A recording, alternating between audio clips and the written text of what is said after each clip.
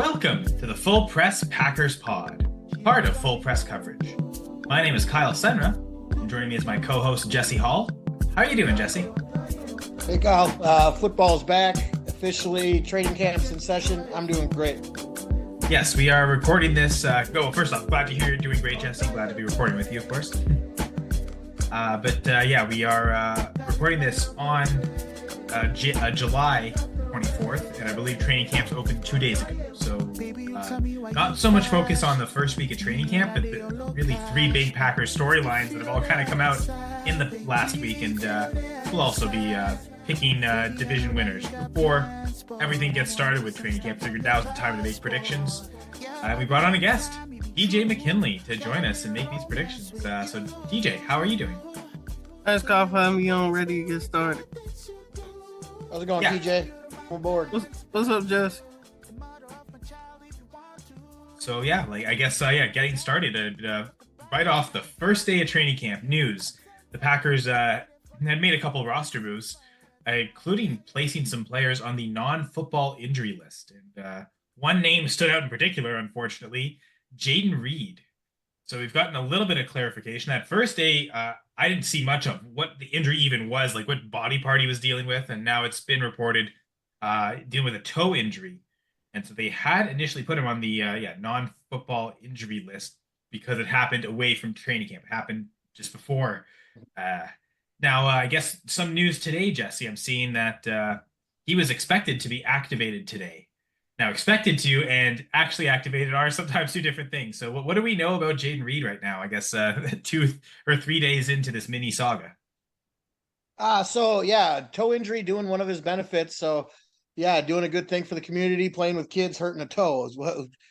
Take what you want from that. But they said it wasn't a big deal, and he was out there running routes, looking really good today. So that is good news. Sounded like it was pretty minor. Knowing the Packers, they say that, then guys don't play all year. So until he gets back out there, it's good to see it. But he was out there running routes today. It looked sharp, looked normal. So no concerns anymore. But yeah, right out the gate, it was like, oh man, you gotta be kidding me.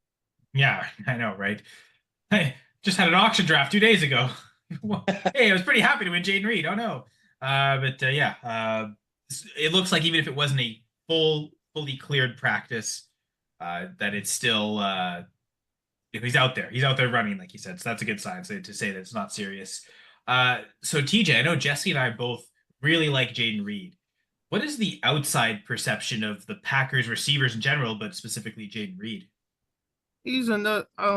It's sad to see any NFL player get injured. He's an up and coming wide receiver, 800 yards, 8 touchdowns, and he only about to go into his second season. So him being so young, only 24 years old, I think he need to be more careful on not getting. I know he's trying to be good for the community and get PR, basically get accustomed to Green Bay, but I think he need to stay focused on football and endorsements and staying healthy and not getting injured, especially him coming off an 800-yard season as a rookie, which is good, but he needs to add on to that so he can be a contributor to the team. So overall, I hope he gets better, and I wish him luck. Put him all in a bubble, right? Don't let anybody do nothing. Why even play football? Why practice? No, right. No, of course. But we'd love every player to stay healthy for always and forever. But with Reed, I know Jesse, you and I last year were talking. Okay, he's the alpha in this receiving room. Like he's the guy. TJ, is that like the perception others have too, and not just our crazy Packers bias? Do you think, and others think, that Jayden Reed is the number one receiver for the Packers, or does that not really truly exist in this receiver? Any receiver that could play, as I'm looking at his stats right now, 16 games as a rookie and have almost 1,000 yards rookie season. Yeah, I think he's the go-to guy for next season. Unless they just sign a top receiver in the league right now, I think he's going to be a go-to guy for the foreseeable future for the Packers. But he just need to make sure that he stay healthy, because we know in the NFL anybody can be replaced at any time. So I just want to make sure that he stay healthy and continue to grow as a player. Bo Melton proved that. Okay, all these other guys are hurt. I'll come in there and do amazing. But part of that might also be the quarterback, and I guess that's where the big news is really. Jordan Love, no contract extension yet as we enter training camp. As we've gotten to training camp, and I guess while Jordan Love is at camp, he hasn't stepped foot on the practice field to actually participate in practices. I mean, it sounds like he's out there even like coaching up the other quarterbacks and with their for them, but he's not actually throwing. So I guess Jesse, is this a panic meter, or do we think this is getting done as some of the optimistic reports have been said? Yeah, no panic. So this is where I'm at with it. I'm kind of disappointed that this didn't get done, right? Because he's got all the leverage. Let's be honest, he's got all the leverage, especially how he finished last year. But why didn't this get done like 3 months ago? Because every quarterback after that, the bar gets raised. I'm telling you right now, he's going to be the highest paid guy in the league. They're just going to do it. And I hope it's like a Patrick Mahomes kind of deal where in 2 years it looks very favorable because everybody else is going to top it afterwards. But that's my disappointment. It didn't get done already. And I really think the hangups are guarantees because Green Bay does not like to give guarantees. These players want guarantees. So this is like a sit-in. I get it. But he's going to be the quarterback of Green Bay. If it goes past this weekend, I would be surprised. I could see it getting done tomorrow before the pads go on Friday. But yeah, man, it is what it is. I just wish it was done and over with. Already. All right. So if we come back to record next week and it's not done, our listeners and fans are coming after you, Jesse. So you've put your reputation on the line. Yeah, that's fine. Come after me because I'll come after myself if it's not done next week. Too, yeah, no one will be more upset than Jesse. But yeah, I agree. It seems like it's not even a who's the best quarterback, but it's all about the timing. Whoever's the next quarterback up will become the highest, and that's the quarterbacks themselves. But the one organization that actually really pushes that is the NFLPA. They're always pushing players to go for the max amount of salaries, which the idea is to help every player. Higher salaries means higher salaries for everyone. But it also does feel like maybe the PA should be more focused on having minimum salaries get pushed up or having minimum guarantees in contracts instead of just overinflating the top end as high as possible. I do question their priorities. I also wonder if a lot of the NFLPA decisions, specifically from the players' standpoints, the players with the higher salaries, their opinions carry more weight in that, and they want those high-end numbers as high as possible, even if it means the minimum guys aren't necessarily going up every year. Like the league minimum doesn't necessarily raise every year from year to year to follow these massive salary cap increases. It's mostly to just be able to afford all these receivers and quarterbacks now. So I've got no problem with Jordan Love wanting to be the highest paid quarterback or based on average salaries. And I'm looking at like who are the highest right now. And like for average salaries, it is Joe Burrow and Trevor Lawrence, 55 million each per year, 55 million per year. And Lawrence just signed that this year. So there's the thought of is it as simple as just getting to 56 million per year? But now, Jesse, the one thing you were talking about with the Mahomes contract, that's a 10-year deal. And that really is unusual. Most of these other quarterbacks, they're signing for 5 years. They want to maximize the second payday. So Jordan Love might just not be willing to have a 10-year contract. And to be fair, do the Packers want to go all the way that many years after only one season with him too? So no, I don't. I expect it to be a 3 or 5 year contract, anywhere in that range. I would almost even guess on the lower end for both parties, right? Like the Packers, okay, let's give him 3 more years to really prove it, and then we'll give him that second big payday. And for Love, it's okay. I can get a big payday now, and maybe 2-3 more years from now, the cap goes up again. It's another second big payday, and trying to maximize as many of those as possible. So I don't know. I expect it to be massive and like maybe a 3-year deal. So we'll have to see. But yeah, sorry, go ahead. Sorry. Yeah, I was gonna say it could be strategic like that too, because there is talk with the next NFLPA negotiations. They might take the quarterbacks off the salary cap. That's the talk. I hope they do. That would be great. Just so we'll see. 3-year would suck as a Green Bay fan because that's when all the other contracts are kind of coming up. So that it's like, hey, we got a 3-year window and then we're paying everybody. But we'll see. I think the other move that we're going to talk about here in a second freed up some money so we can really front load this, I hope, and get some money back, in like year 3 or 4. But we'll see what goes on. They know more about it than we do. Man, just having players not count towards the cap, like what does that do to the cap? Because it probably reduces it drastically too. So I don't know. Because and then suddenly the advantage of having a rookie quarterback is meaningless. So like the rookie quarterback contract is kind of that's strange. That's I don't think I like that, to be honest. Never heard of that yet. That might bring up the bottom though too. Guys, running backs that are kind of getting screwed. Pardon my French, but I think they do. that might bring up the bottom. And I think that might be the only way to do it is, take the quarterbacks out of the equation. But we'll see. We'll see what happens. Okay, this could get scary.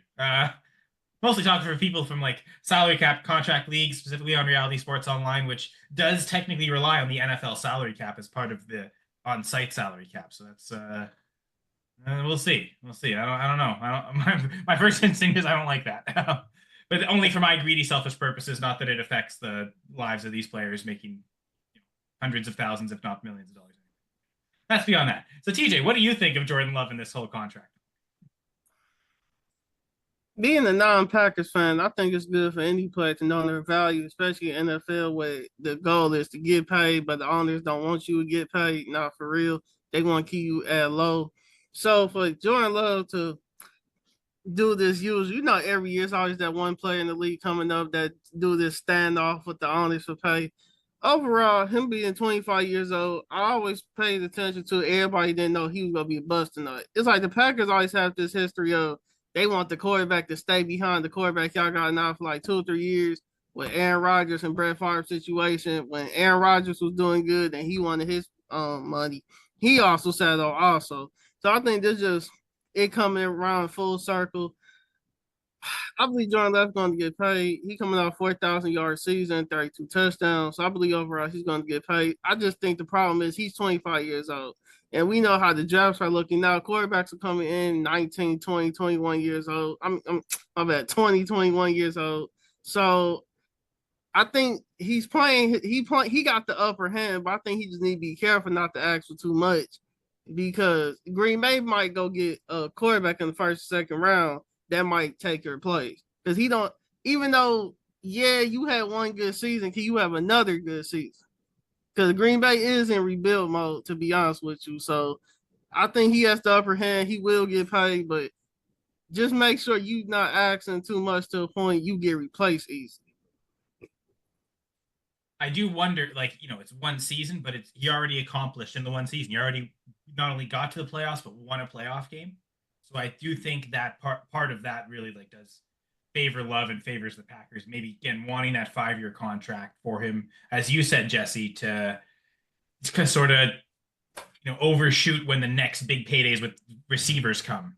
Like you want to have that quarterback locked up for all those years. That way, when those years come in, it requires it. But to your point, TJ, of like the line of quarterbacks, it really does feel like the Packers very much believe when you're ready to move on from your quarterback, you can't be at that point looking for a quarterback. You've already got to have the plan in place so that when we move on from this guy, we already know who we have because they've been on the team, we've seen them in practices, we know exactly how to build the team around them, as opposed to trying to bring them in and figure it out on the fly. So they do seem to value just having the player on the team and on the roster so they can see and they get to know. And yeah, Do y'all have more believe that? confidence.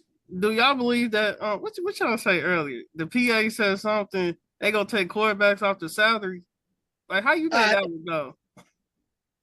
Good question. It's just been talked about just because these salaries are so crazy that it's a subject that they're going to try to kick around and see how it goes. Is it going to happen? I probably would say no if I was betting on it, but I know it's come up a few times, so it might be something that they spoke about.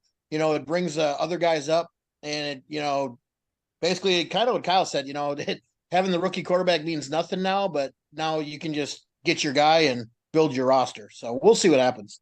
Maybe it would also encourage teams to be patient with rookie quarterbacks. You don't feel like you have to go with the Russell Wilson and win year 2 with them. Like that's how you get him. Like you have to win right away with your quarterback. Maybe it does also afford teams to have patience and develop these quarterback better and not throw them into the situation. And you justify it by on their rookie contract, we're not paying them much, so we don't mind them learning and not being on the field.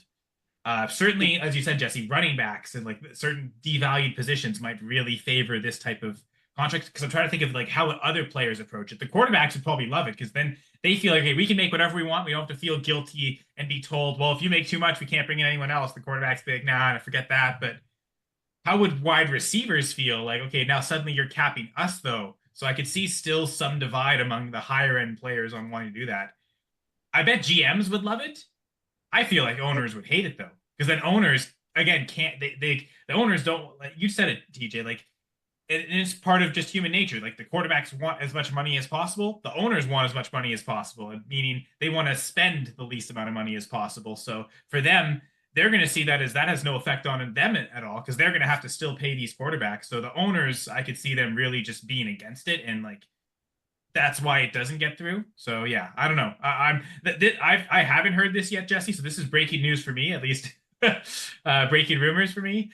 But again, my initial instinct is I don't like it. It complicates some other things that have nothing to actually do with the NFL and football. But that's because I'm self-centered and I only care about the things I care about. But yeah, go Pack, go! Right?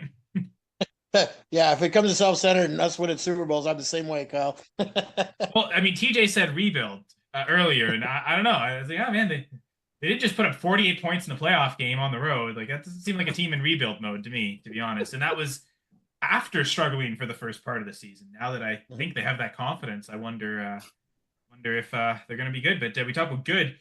As much as Jordan Love might be the most important player on the Packers, I still think their best player right now is Kenny Clark. Packers certainly proved that with this big contract extension. A 3-year, $64 million extension. So it's an average of $21.3 million. And the base salary for 2024 is 15.5.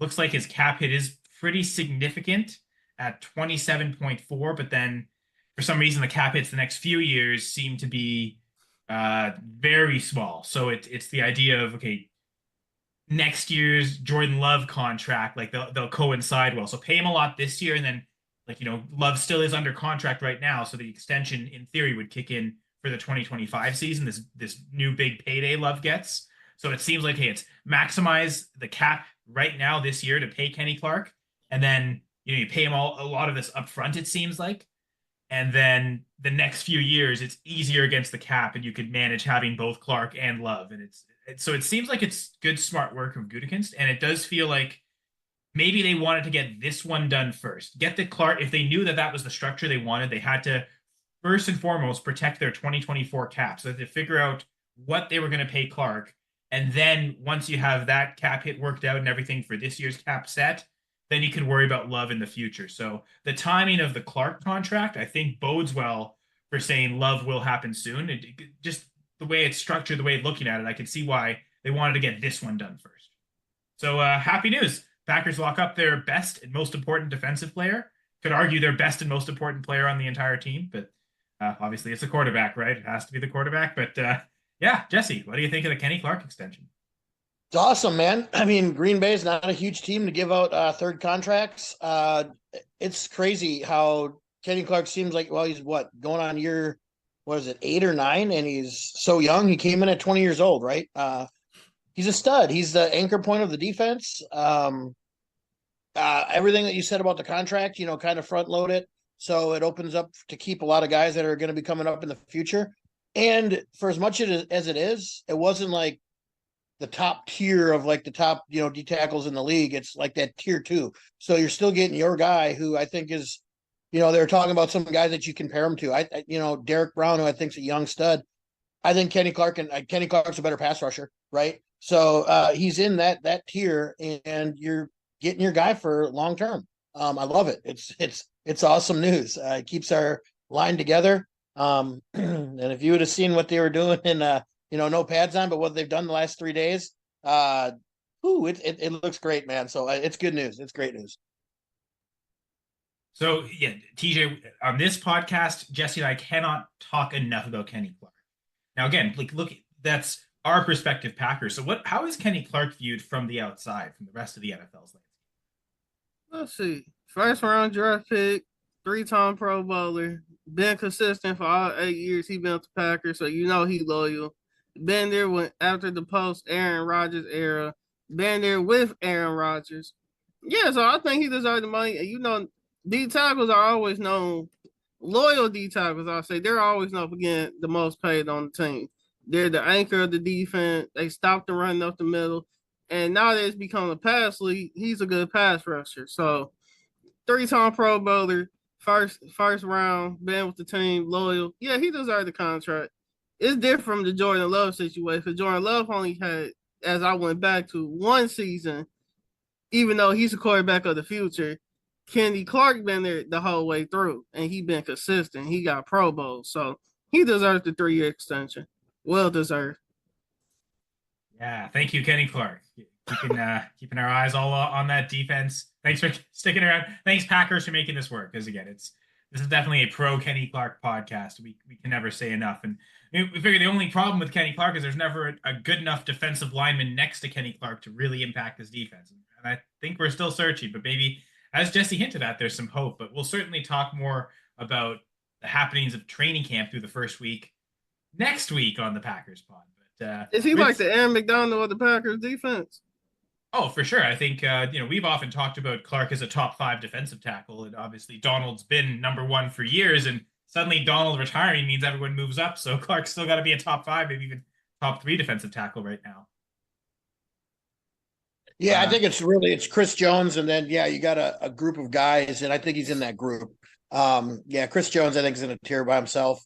But yeah, Clark's up there, and especially with this new defense, it's going to let him eat more, where he doesn't have to play that zero technique or constantly getting double teams. He can kind of sit up over a guard and just kind of destroy one guy. Or if he does get double teamed, it opens up other guys with a 4-man front. So, I think it works out great for him and, Green Bay. They know what they got in them. So it makes sense. We're going to talk about some predictions. Again, thank you, TJ, for joining us on these. So I guess, Jesse, I'll leave this up to you. Do we start with the NFC North, or are we going to go last in the NFC North to create some drama for the listeners? Oh, save it for the end, Kyle. Let's start on the other side. All right. So AFC division winner predictions. So AFC East, I'm going to start off hot right away, if you guys don't mind me jumping in. First off, I think there'll be a change this year. I think the Miami Dolphins are going to win the AFC East. And I guess I'll even save my hotter AFC East take for later. But yeah, that's I'm starting off with the banger right there, and I think the Dolphins will get it done this year. They were so close last year, and a miracle run at the end of the season by the Bills prevented it. I don't know if they'll be able to count on that type of thing happening multiple years in a row if they fall behind early again. So I think the Dolphins will get it done this year. Stunned silence. Yeah, I'm betting on the Dolphins, right, Jesse? Any thoughts, TJ, on who you think will win? I'll go. Let's see. AFC East. I just did a podcast on this, my last one. Yeah, Patriots, they're weak. I don't like them. Jets, they're the Jets. It's between the Dolphins and the Bills. I'm going to have to go with the Dolphins.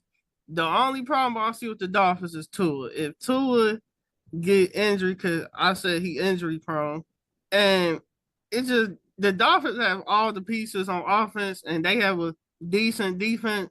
It just depends on the quarterback play, because you could throw the ball up to what they got. Wide receivers running 4-1s, 4-2. They have Tyreek Hill, period. The other receivers, they're running 4-2s and 4-3s.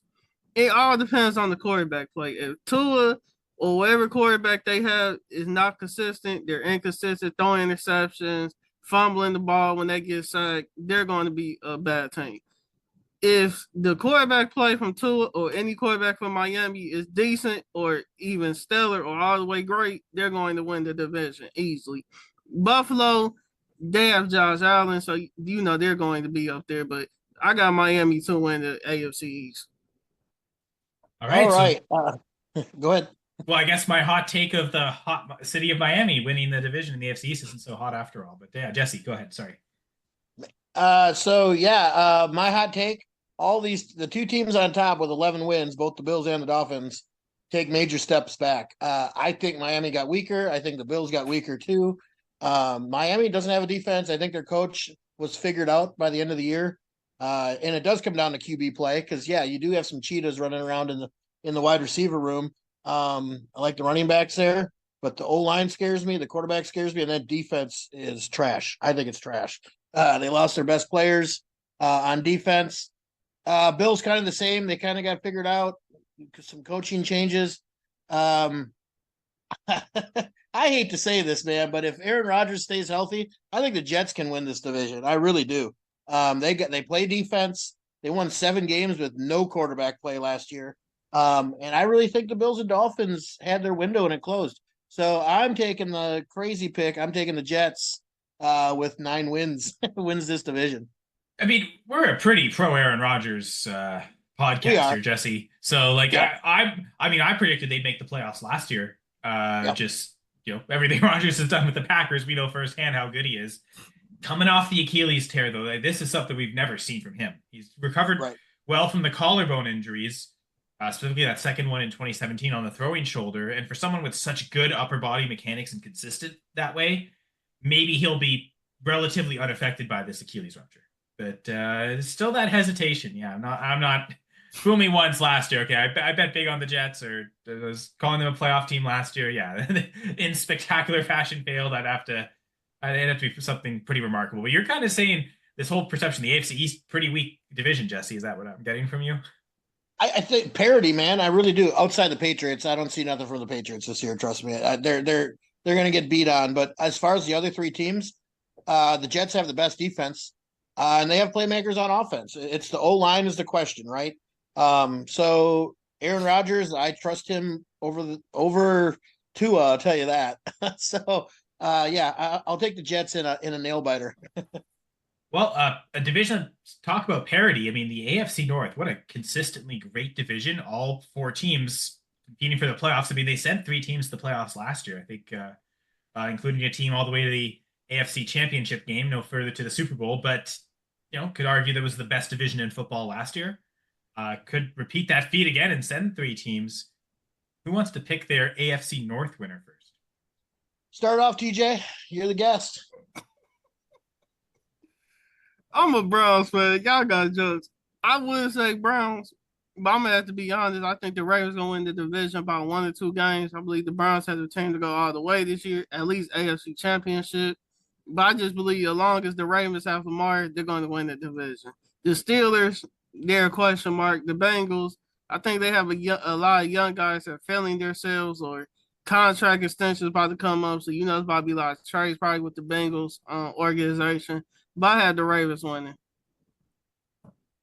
Jesse, how about you? Same thing, man. Ravens, they play defense. I mean, if you look at the division, points against the Ravens defense, it's almost like 70 less than the rest of that division. And this is the best division in football. It really is. All these teams could make the playoffs. That's how good it is. I mean, I'm not saying they're going to, but they all have playoff potential. I mean, the Bengals won 9 games last year without their quarterback. The Steelers made the playoffs basically without a quarterback. So. Without a quarterback. Right. And now they've got two. Right. Well, I don't know about that yet. I'm not the Justin Fields thing. I'm not sold on. Well, I will say this, Jesse. Justin Fields is significantly better than Mason Rudolph or Kenny Pickett. So even if it's forced to be Fields, it's still a QB upgrade in my mind, and a pretty significant. I agree. I agree. Yep, I agree with that. But this is the Ravens division until proved otherwise. I mean, that offense is hard to stop. They're getting their stud tight end back, who I think is amazing. And they play defense, so it's going to be close again. I could see all teams being over 500 again, but it's going to come down to the Ravens. Browns aren't far behind either. I agree with you. The Browns are. I think Steelers will probably get improved QB play. We know they're going to at least win 9 games. That's like the minimum for them. Yep. The Bengals, I mean, if Joe Burrow's healthy, we've seen him go to the Super Bowl, so we know what he's certainly capable of. It wouldn't shock me if the Bengals win the division. And as good as the Ravens defense is, you could argue the Browns have the best defense in the division. And that's really, maybe honestly, the biggest quarterback question mark right now might be the Browns. But I think all that together, the Ravens seem like the most consistent team. With Derrick Henry now, it seems like they'll also be an even stronger running team than they were last year. And they've always traditionally been a good balanced run attack. Seems like that's going to be more efficient and stronger with Derrick Henry. So with the second-year advancement as Zay Flowers, really liked how he progressed last year. I think he can truly turn into that top receiver. Mark Andrews still looks great. I know dealt with the injury last year and came back for that playoff game. It didn't look like he probably shouldn't have returned from that playoff game. Like, it was just, he didn't seem very effective. He was out there to catch passes when it was needed, but wasn't doing much after the catch. I expect that full time to recover, coming back from training camp. I think he'll look like the old Mark Andrews, like the really good prime Mark Andrews. So with this balanced attack, I think the Ravens will win the division. So call it 3 for 3 there. We'll go from north to south. Jesse, who do you think will win the AFC South? Texans run away with it. The Jags and the Colts both somehow won 9 games last year. I don't know how. The Titans won 6. I think they win less. But it's the Texans division. They're young, upcoming. Got a young quarterback that's good.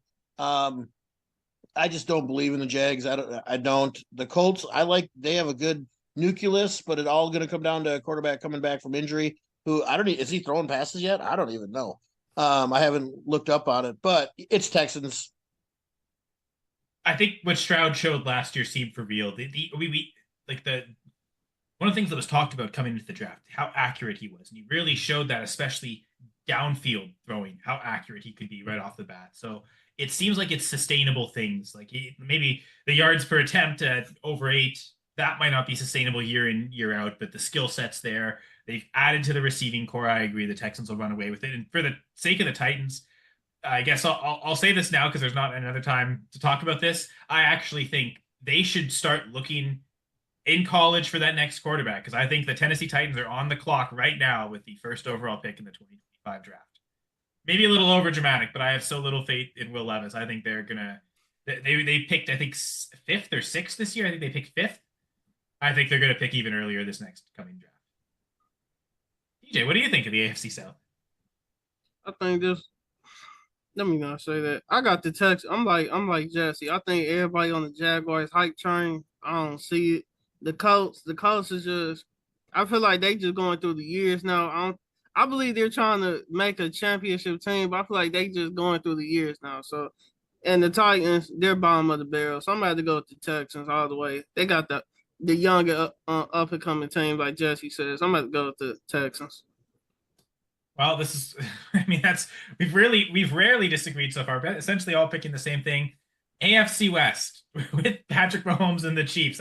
For some reason I think we're all gonna have the same pick here, but I'll come out and say I think the Chiefs are gonna probably be the best team in the AFC. Maybe go back to the Super Bowl again. I certainly think they'll win the AFC West. Does anyone disagree with that? Nope, cakewalk. That's one of the weakest divisions in the NFL. Yep.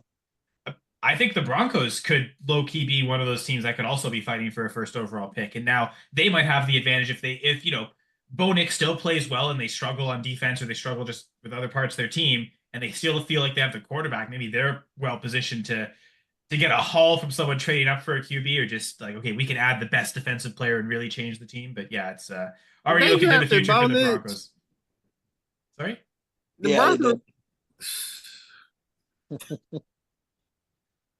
We'll see. I mean, heck, maybe they can roll the dice again next year with another quarterback. Maybe they'll have that opportunity. Who knows? Yeah. Well, that went south pretty quickly for the Broncos, it seems. But we'll move over to the other side now, the NFC side. So NFC West. Let's start there. Actually, is this very much like the AFC West? TJ, an NFC West winner? Who do you have? I got the 49ers, the Rams. The Rams is a question mark team. I believe they got an old team. They about to rebuild by a year or two. Seahawks, every year they're a question mark team. They either could be super great, they could be super bad. And the Cardinals, I don't know what Kyler Murray been doing these past 2 seasons. It's like he came in winning, then all of a sudden now it's like he just going downhill. But yeah, everybody knows 49ers going to win this division. Jesse, do you agree with that statement? Yeah. I don't think the Niners are as tough or deep as they were last year. But yeah, it's their division to lose. So I mean, the Rams won 10 games last year, and I really don't know how they did it. I don't know. We'll see. But yeah, the same thing. It's Niners, Rams, Seahawks, Cardinals, and it's the Niners. Niners pretty easy. Well, what's one thing the Rams had last year they don't this year? We've already mentioned his name, but Aaron Donald, right? Like how big of an effect is that going to have on this team? And yeah, I do think this is a fairly easy division to pick, I think, to go with the 49ers. We've been unanimous entirely so far, guys, but here we go. This might be a division that causes some controversy. NFC South. Jesse, I'll start with you. Who are you picking as the division winner? Well, I can tell you who's in last and might pick in the top 2 or 3, and that's the Panthers.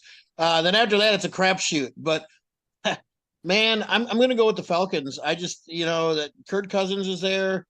Is he great? No, but I think he's better than what the other teams are kind of throwing out there. They got young receivers. They got a stud young running back. They got a little fire, man. So I think Atlanta can win this division. PJ, how about you? I got a tie between the Saints and the Falcons. I think they're going. We already know the Buccaneers and the Panthers going to be in the bottom. So I got a tie. I'm going to tie the Falcons and the Saints. I believe they're both mediocre teams in the NFC South for some reason. They like the NFC East. They always be having great years then down years. I feel so. I'm gonna have to go a tie between the Saints and the Falcons.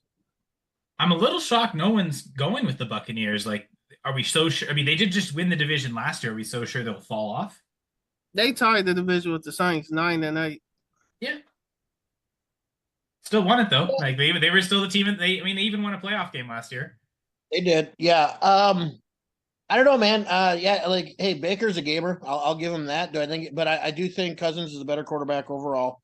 Um, good receivers. I think that O line there is a little bit beat up from where they were 2-3 years ago. I don't know. I just think Atlanta's. I think Atlanta. It's going to be close, right? Like, I'm not saying no one's running away with it in this division, but I think Atlanta's kind of a hot pick. I'm kind of riding that one. If there are questions about Rodgers coming off the Achilles, a guy with a plant foot Achilles as opposed to the off foot Achilles, who Yep. happened like 2 months later and has, I mean, when they're both at their peak, there's no way anyone can say Kirk Cousins is better at any point than Aaron Rodgers. So this is already a guy that was less good than Aaron Rodgers, and yet he's someone who, like, his upper body mechanics aren't entirely reliable on just his throwing shoulder like Rodgers is and like Mahomes. Like Cousins, a guy that's like a traditional thrower with very much needing to plant his feet, and he's someone I wonder could he really struggle throwing the ball this year coming off the Achilles tear. I think there's questions about all these quarterbacks because Derek Carr is not great, but Jesse, Derek Carr injury aside, the Packers, if Derek Carr doesn't get hurt, do the Packers not make the playoffs? Like they might have lost that game too. Really, I mean, because Carr But looked like he was pretty competent. And as soon as he went out and they were forced to play Jameis Winston, they had nothing. They couldn't score a single point. So yep. I'm a little just concerned on that. Like, oh man, that could have we really cut it close there. And if Carr stays healthy the whole year, I'm also picking against the Bucks because I think the Falcons and Saints have better run games to support it. As much as I like Rashad White, his best skill set seems to be an extension of that passing game, really Mm-hmm. helping out Baker Mayfield. But I think a healthy Derek Carr, Kamara there for the full season, and the advancement of the rookie Kendre Miller. There's probably no receiver I trust in this division more than Chris Olave, so I'll pick the Saints. I think the Saints will win the division this year. There you go. Hey, a little bit different. I like it. So, but we're all picking against last year's winner, which is an interesting thing. But yeah, this was a bit of a controversial division, say, because I mean, to your credit, Jesse and TJ, the Falcons have a lot of talent surrounding Kirk Cousins. Yep. Now they don't have Justin Jefferson, so as much as it's maybe a better depth of talent, you also don't have the top end talent that he's been used to in Minnesota. Mm-hmm. But yes, I guess two divisions left. TJ, you hinted at the two divisions that seem to struggle the most: NFC South, NFC East. So we got another one. NFC East seesaw back and forth. Who do you think will take the crown this year in 2024? These the most naive fans other than the Commanders. I'm gonna go with Eagles because I'm a big Jalen. I like Jalen Hurts. I like the Eagles team. I don't know how the Cowgirls, not Cowboys, Cowgirls won 12 games, but whatever. I'm gonna go with the Eagles this year. The problem with this division is it's the fans. Y'all are naive.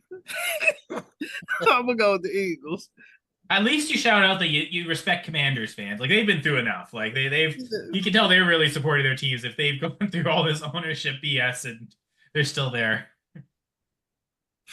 But yeah, I also agree. I think the Eagles will win. This is a division that hasn't had a repeat winner in 20 years. So I mean, I thought the Eagles were actually going to break that last year and go back to back, and they didn't. So it leads the narrative to perfectly think, well, they didn't go back to back, means they'll regain the division this year.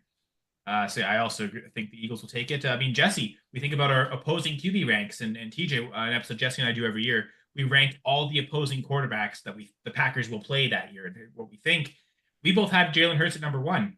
Wasn't an easy, like, locked in for sure number one. They've got to play CJ Stroud and Kyler Murray and Brock Purdy. But if the one I was most worried about as a Packers fan, just thinking about it, had to be Hurts. Just his diverse skill set, how powerful of a runner he is, what he could do to gain first downs for that short yardage offense.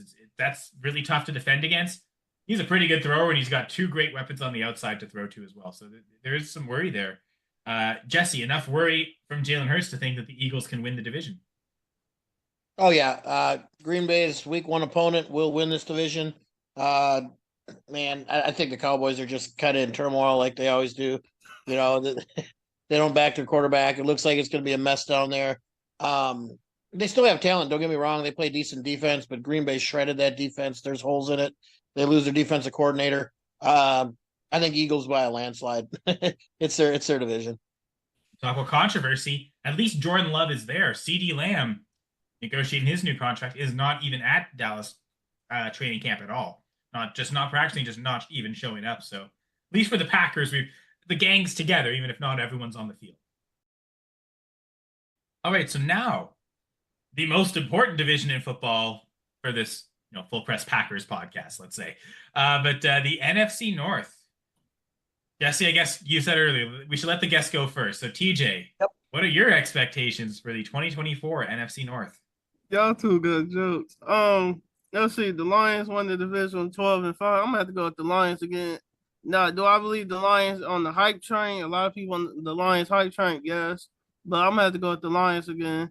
The Packers, y'all a decent team. I believe y'all having quarterback. I mean, not quarterback. Y'all having quarterback extension issues right now. But I believe once that gets settled, y'all can win the division. Also, the Vikings about to have to go. They're about to go in rebuild mode because I believe even though they have top receivers and okay defense, I believe a lot of their top players about to ask for trades because they see it coming. They're about to go in rebuild mode. And the Bears, we know they about to go for number one again. So yeah, I got it between the Lions and Packers, but I'm gonna go with the Lions. 3 years in a row, Bears, first overall pick. Get it done.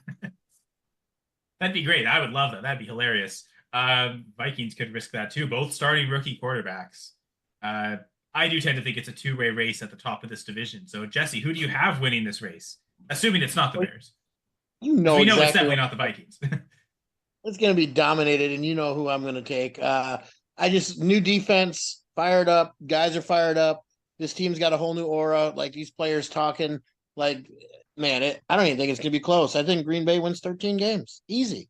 Lions are still tough, but what we did to them on Thanksgiving, we're going to do it to them twice next year. No problem. Still a playoff team. And then I think the Bears are actually going to have a better record than the Vikings. And that's not to say the Bears are going to be good. I just think that they have better pieces. Vikings kind of threw in the towel. I know they still have Jefferson. Addison's a good receiver, but until their quarterback can play, who knows what's going on with the defense? It's kind of aged out. They lost Hunter, their best player on defense. That team's tanking for a top 5 pick. So it's a two-way race. And I wonder if they made sure to get their quarterback this year because next year's QB class might not look as good. I wonder if that was the key there. I mean, hey, if they're trying out Sam Darnold, so I guess nothing says tanking like that. But both the Bears and Vikings again will either have a rookie quarterback or the Vikings will start Sam Darnold. So either way, it's not good news. I mean, McCarthy could turn out amazing. So could Caleb Williams. But from what we know right now, it looks like Caleb Williams is the better prospect. So you'd have to think, okay, the Bears have the better quarterback in theory. And like you said, Jesse, they've surrounded this team a lot better than they ever did with Justin Fields, let's say. So I think enough that, I would think the Bears will be third, Vikings fourth. Now, you said 13 wins for the Packers. To me, the key one is the Saints game. I think that's the way they can get their 13th win. They got to find a way to beat Derek Carr, which is a really weird statement to say because that shouldn't be so hard, but they struggled with it last year. Now, new defense. So maybe this, like you said, new defensive coordinator gets this defense on the right track and they can actually beat Derek Carr, which again shouldn't seem like that much of an accomplishment. But if they do, they probably will get to 13 wins based on who's there on their schedule. Again, that's like assuming a loss to the Eagles and a loss to CJ Stroud and the Texans. If they can overcome those two great opponents, like those are probably the two toughest teams on the schedule in theory, other than, of course, the Lions. But I think the one good thing, the hope for the Packers is that they swept the Lions last year when their defense wasn't as good. Now the defense expected to improve this year. And I think the timing of the two losses, right? Like the first loss came early in the season before Jordan Love really figured it out. Pre-Steelers game. Again, we've talked about on this podcast, that Steelers game, even though it was a loss, that's where things started to turn around. The way Jordan Love was throwing guys open, putting the ball into very precise, accurate spots consistently over and over again. That's where we both kind of noted something, Jesse. Even though that game turned out to be a loss, we thought we had probably not had as much hope for that team since week 1, crushing the Bears. So, of course, that always overinflates you. But that second Lions-Packers game coming after that Steelers game, where Jordan Love figured it out. And guess what? They managed to win that. I think head-to-head, I could see the Packers even having figured out and sweeping the Lions. We've seen stranger things where the Packers are the heavy favorite expected team and get swept by the Lions. Now that the Lions are finally on top, do we see the reverse of that finally happen? So yeah, of course the two Packers fans would pick the Packers to win the NFC North, but I think they showed enough at the end of last season to think it's the case. It's too bad we didn't get that playoff game against the Lions Packers to really be that early test in an NFC Championship game. But for that rubber match of last year, but I guess they'll have to decide it in 2024. Let me ask a question. I'm gonna ask from the viewers who are not Packers fans. Let's say the Lions win the division. How can y'all see the Packers not win the division? But how would y'all feel if the Lions didn't win again like they did last year? Well, as long as playoffs is all that matters, right? So if the Packers are good enough to be a wild card team, then I'm not so concerned. I think that the recent history shows, Jesse, love to brag about this one, but the last time the Packers won the Super Bowl, they were a 6-seed wild card team. So they've shown it doesn't matter where they are as long as they get to the dance. So yeah, if the Lions win the division, but the Packers are close enough to be a wild card team, then I'm super confident going into this playoff run that they'll be able to figure it out. But Jesse, Yeah, sorry to answer for both of us, but I'm sure your answer is similar, especially talking about the Packers winning a Super Bowl recently as a 6-seed. Just to repeat. It is, in Green Bay, Matt LaFleur's team seemed to catch fire right around November. I mean, he's only has one loss in December, I believe, in his coaching career. So, his teams get hot later. The only way, unfortunately, a few too many losses in January. Yeah, you're right. But I think injuries are the biggest scare. And that's for every team. But if Jordan Love goes down, something like that, that's a huge scare. I mean, if Amon-Ra St. Brown tears his ACL, I don't think the Lions are even making the playoffs. Right. That changes let alone everything. winning the division. So right. Or Hutchinson goes down on that defense. I mean, that's the spark plug on that defense. I think that defense still isn't even really that good. Right. And they're not. And if he's not coming at you, getting 14 sacks a year, that changes everything on their defense, where I think we're deeper. So I think our roster is better. So that's why I'm more confident with Green Bay. And that's not even being a Packer fan. I just think we're a deeper team. But to your point, anything can happen. NFL's tight. Injuries are the only thing I can see that kind of holds Green Bay back. All right, so let's talk about the playoffs. Again, we'll finish with the NFC, of course, but AFC playoff picture. So we talked about all of us pretty much have the same division winners. What are we thinking for the wild card teams? Because I've already kind of made the statement. I think the AFC North will send at least 2, if not 3 teams to the playoffs. So I'm totally predicting the Bengals and Browns make the playoffs, as well as the Ravens winning the division. So that really just leaves one other wild card spot in my predictions. But I guess that we'll start there. Does anyone else have multiple AFC North teams in the playoffs? I do, 100%. The Browns, I think, go, and then it'll be, how Burrow looks. Steelers somehow find a way every year. But I'm going to agree with you. I'm going to go Browns, Bengals, and then I think it'll be an AFC East team that gets the last spot. EJ, how about you?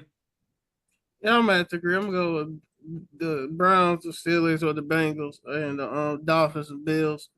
Jaguars, I still believe it's a hype train. I just don't see it. But yeah, I'm going to have to agree with what y'all two said. So I've got one disagreement. I hinted at this earlier. Losing their top 2 wide receivers and putting it all on now a second-year tight end for the offense, passing-wise, and a running back, essentially. I have concerns with the Bills this year. I actually think the Bills will miss the playoffs. And this might be a surprise one, but I think the team that nailed it out of the park on the head coaching hire, who's already got the great quarterback. Yes, they've lost receivers too. But I just think Jim Harbaugh can get a new level from Justin Herbert enough where I think the Chargers will be that last wild card team and make the playoffs. Oh, there you go. Over the Bills. So, yeah. The team that I always thought was soft gets a little harder with Harbaugh, huh? Yeah, they're talented, right? That was their weakness was always they were in the playoffs 2 years ago, right? Yeah, 3 years ago. No, 2 years ago for sure. Yeah, that would be from a 5. They had a 27-0 lead in a playoff game, which is hard to do. It's almost as difficult to choke it away, which it's the Chargers. So maybe actually not so much for them.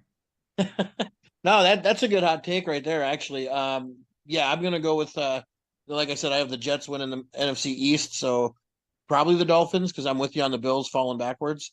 But yeah, nice take there on the Chargers. That's interesting. My hot take last year was actually three AFC North teams in the playoffs. Now, I had the Bengals in, not the Steelers. Of course, the Joe Burrow injury really did change that. Of course, Joe Burrow injury, you say, oh, it's quarterback play, but yet the Steelers made it with Mason Rudolph in the playoffs. So it's is it quarterback play? But yeah, at least I got that sort of right. Maybe it wasn't the three exact teams, but yeah, three AFC North teams. But yeah, looking over at the NFC side, so let's get the Packers thing out of the way, TJ. So you said you have the Lions making it like winning the division, but do you still have the Packers as a wild card team, or do you have them missing the playoffs?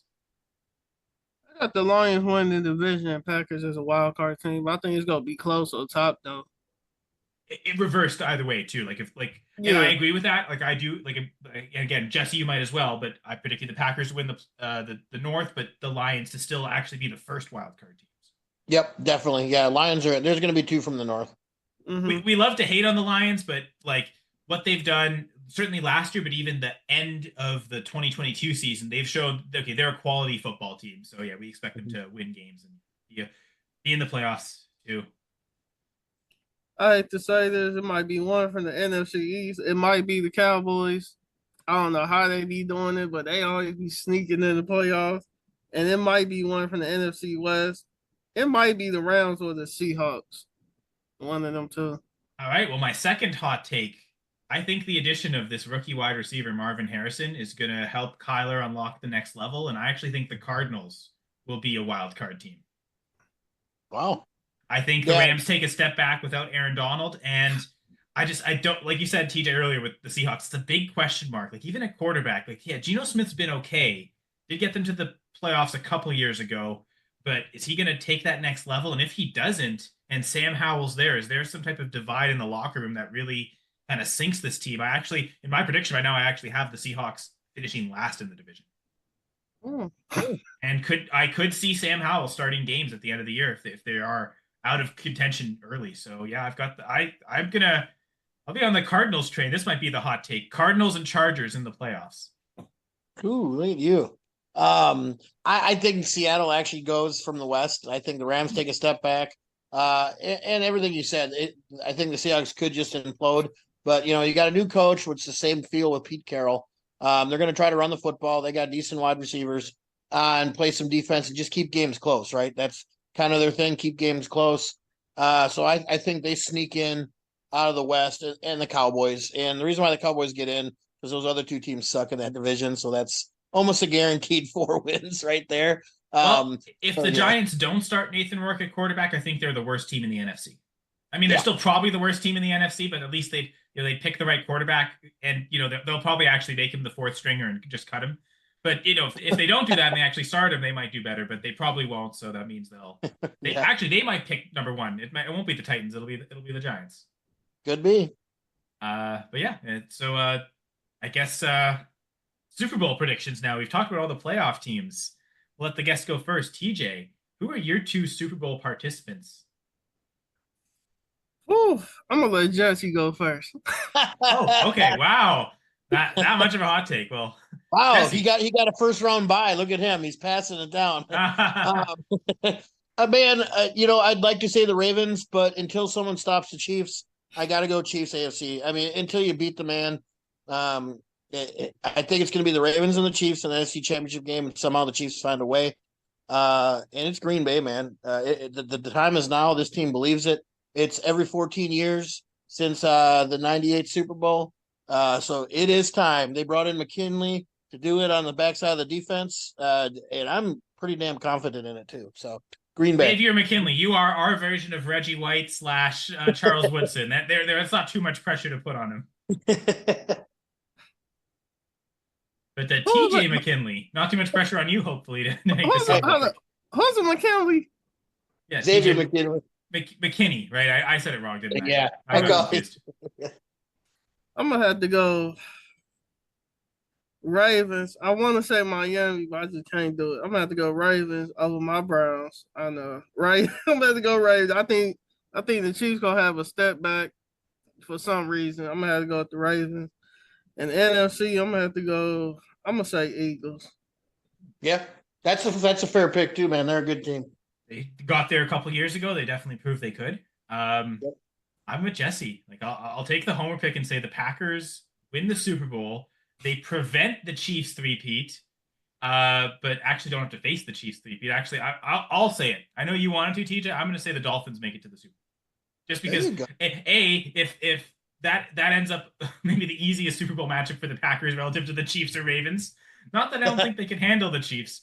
We'll see how the run defense could handle a team like the Ravens. But yeah, I just have a feeling about the Dolphins this year. That this is the year they put it together. Tua did prove last year, like avoided injury. I believe he played all 17 games, actually 18 with the playoff game. I think this is the year where, especially if they win that division, get that home field, they could make the playoff run and I think go all the way to the Super Bowl, but run into the juggernaut that is the Green Bay Packers. Swiss cheese to the face. No, but yeah, because actually there is a Packers Dolphins game this year in the regular season, so maybe a precursor to the Super Bowl. And who wants a repeat of Chiefs 49ers? We don't need that here. But what we do need is a great guest, of course. Need, be a strong word, but certainly want a great guest. And TJ, absolutely happy to have you on for this episode. Kind of a quick thought, wasn't necessarily in part of the plans for the season-long plans, but decided, let's do some division predictions, and figured who better than a former guest to come back on. So thank you. Thanks for having me on. Yeah, TJ, always a pleasure having you on, man. I hope I can come on some more. Yeah, well, sure, we'll try to organize that through the off seasons. But TJ, why don't you let people know where they can find and follow you? Because I know you do some of your own content yourself. First, I would like to thank Kyle and Jesse for having me on as a guest. My name is TJ McKinley. You can find me on LinkedIn, YouTube, any other social medias. On Twitter, you can find me at Mr. TJ Savage. And my name is TJ McKinley, and thank y'all for having me on. All right. So thank you, TJ. And thank you, Jesse, of course. Fantastic co-host. This was a really fun episode. Yeah, appreciate it, Kyle. And I also want to thank PA the Second. You can follow him on X at PA_II official. Sure to follow him on all his other social media accounts as well. And PA lets us use the song Odaewu as our intro and outro music. So appreciate PA for that. And again, appreciate all the listeners and for tuning in. If you want to reach out to us, I'm at Senator Says, Jesse at Paul_JHall1212. Said it properly. Only about 1,200 times I've said it. No, this is episode 2. Not that many, but you reach out to us. Let us know your division predictions, Super Bowl predictions, where you think we got it wrong, where you think we got it right. Once again, appreciate TJ for coming on and joining us here. Jesse, any final thoughts?